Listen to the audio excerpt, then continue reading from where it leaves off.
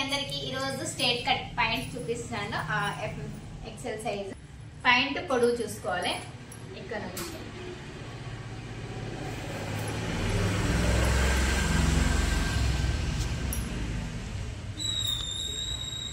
Point పొడవు వచ్చి 36 ఉంది. మనం 2 ఇంచెస్ ఎగస్ట్రా పెట్టుకోవాలి. 36 అంటే 37, 38.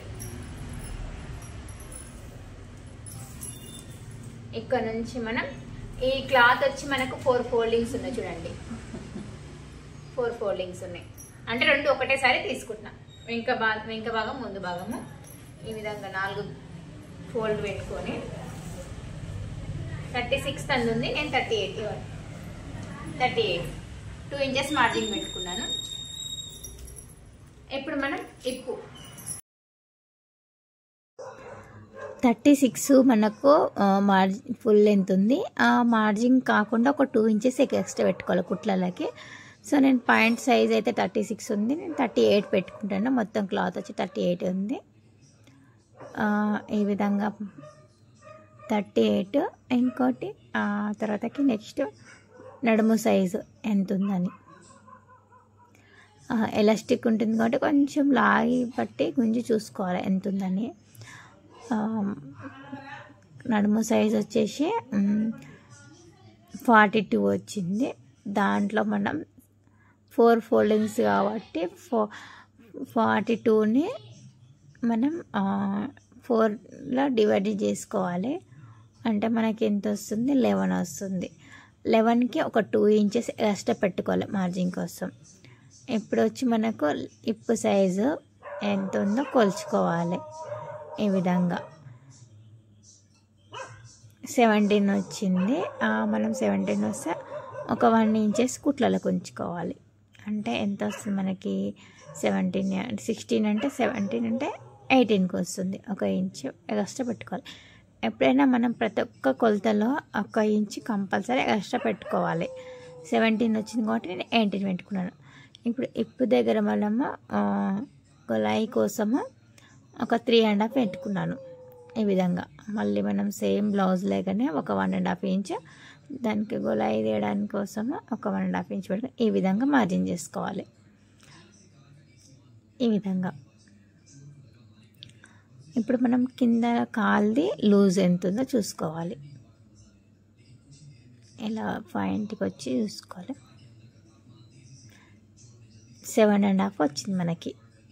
7.5కి మనము మార్జిన్ పెట్టుకోవాలి. ఫిట్టింగ్ ఎంత ఉంది? 7.5 పెట్టుకున్నాక ఒక 2 ఇంచెస్ ఎగస్ట్రా పెట్టుకోవాలి. ఎందుకంటే మనము కుట్లలకు దానికి అంటూ ఎగస్ట్రా మన ఖర్చు కోసము ఒక 2 ఇంచెస్ పెట్టుకోవాలి.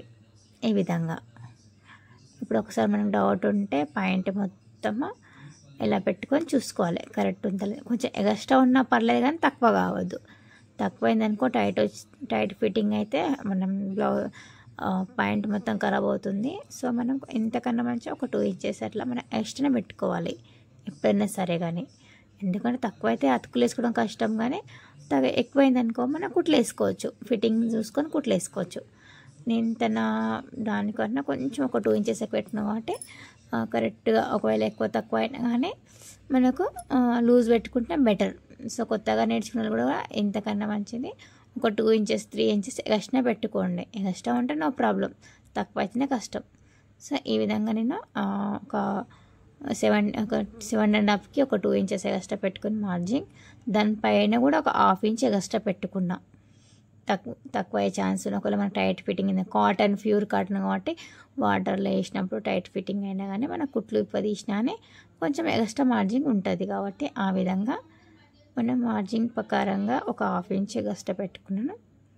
సో ఫైనల్గా ఈ విధంగా కటింగ్ చేసుకోవాలి. మార్జిన్ పెట్టుకున్నాక చూడండి ఈజీ, చాలా ఏదో కష్టం అనుకుంటే చాలా ఈజీ. అసలు స్ట్రైట్ కట్ కటింగ్ పాయింట్ అంటారు కదా, మన చుడిదారి కన్నా కుచ్చుల పాయింట్ కన్నా స్ట్రైట్ కటింగ్ పాయింట్ చాలా ఈజీ. ఈ విధంగా మనకి 2 పార్ట్స్ సపరేట్ ఇట్లా ఈ విధంగా అయినాయి. చూడండి ఇట్లా